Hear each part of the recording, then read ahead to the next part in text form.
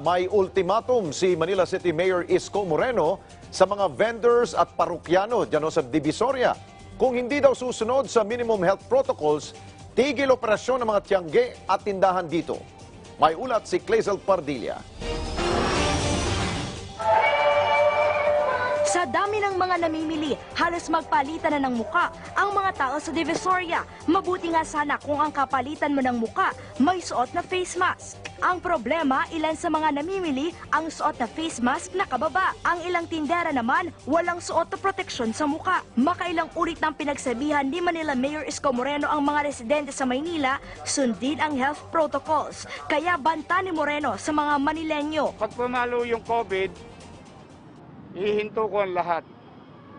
Lahat. More than anything else. Hindi ako magdadalawang isip. Lahat ihinto ko. Ultimo, i-lockdown ko yung buong Maynila to protect every citizens. Pakiusap naman ng ilang vendor.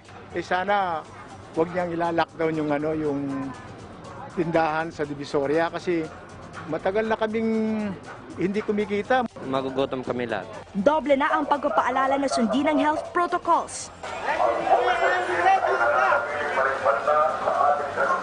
Kinabitan na rin ng lubid ang gitna ng kalye ng Ilaya. Lahat ng papasok sa kanan dadaan, habang sa kaliwa naman ang lalabas para maiwasan ang salubungan. Walang lockdown, makisuyo lang, go on with your life, be responsible, pagbalasakit sa isa't isa.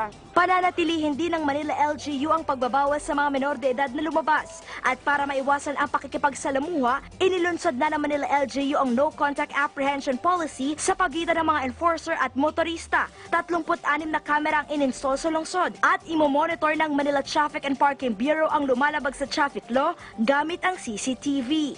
Clazel Pardilla para sa Bayan.